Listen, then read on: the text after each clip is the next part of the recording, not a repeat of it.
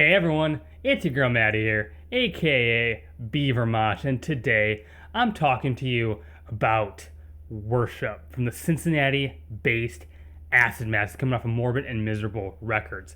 Now, I really enjoyed Acid Mass's last year's release, Agonizer, for its pure, straight to the point, devilish thrash metal. And I'm pleased to announce that this one might rip even more. It just feels so nasty and ferocious. It has that classic hardcore energy and aggression infused with these heavy as all hell face ripping thrash metal riffs. I mean, hell yeah. It's one of those records that you hit play on and then you perk up and wonder what the hell just hit you. The mouth of hell just hits full speed ahead with these nasty galloping riffs and defiant shouts. It just grabs your attention from the very beginning. There is a punchiness here and an uninhibited aggression that in my mind takes it above any of your everyday average thrash metal albums.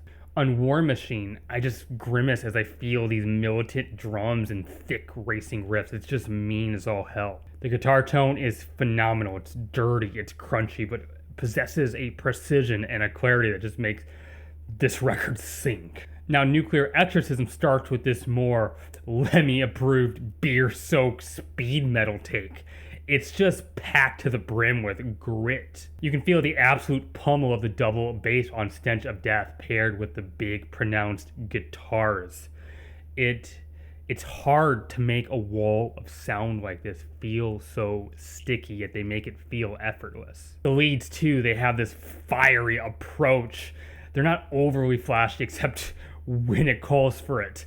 They are perfectly balanced with the rest of the music. They just know their place. On Hell From Above, the riffs feel like they are cutting through something. It's as if the vocals are muffled intentionally, and the guitars are doing the best they can to push through and let them out, break through whatever thing is hindering them, whatever wall is built up. And the rage in that process is so palpable.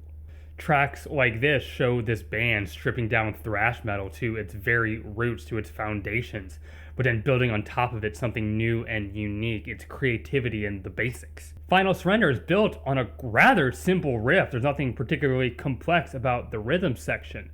It's as straightforward as you can get, yet it's the forcefulness by which this is executed that makes this track, like others, just super stand out. On Inferno Queen, I just love these slick, finger-flying licks over these adrenaline-pumping chugs. It's so satisfying. On the title track, God, I gotta talk about the vocals. Just full of venom, almost leaning into death growl territory while keeping that signature punk shoutiness to it as well. I think this track in particular just shows how meaty they can be, as the vocals seem to be adding weight to the rest of the instruments. There are quite a few guest spots on this album, but Return of the Shadow Moses is particularly noticeable as it has two features. It has James McBain of Hellripper and Ash Thomas of Faith Extractor. Just so much firepower on this track. And then the opening solo here is lean and fierce, everything you want, from the screeching bends to the shredding hammer-ons, and it has a melodic edge that I appreciate. Dying Breath is the closing track and the highlight for me. Shows some flexibility with this slower, darker intro. But that quickly morphs into one of, if not the gnarliest grooves I've heard all year, with these swing-shotting guitars in this just satisfying pattern and rhythm. It's so sick. They nailed the writing here. This record has no added fat to it. It's just under 29 minutes. Just enough to feel like you got your money's worth, but brief enough to where it ends and you're like, whoa, and you have not had a moment of reprise in that entire time. You've been going full force for 30 minutes, so you have to catch your breath. The riffs are well written, they feel intimidating, they sound forceful. Just a lot of care went into this to make this record feel like a standout thrash metal album, in my opinion. If you like old school Bay Area thrash in all its glory, but you want a fresh take on it that isn't just a generic revival record, get on this. Get on this now. And hey, those are my thoughts. If you like what I do, hit the like button. It'd mean the world to me if you consider subscribing. Leave a comment. I love getting to engage with those. I have a Twitter you can follow. Link to that is in the bio of this YouTube channel.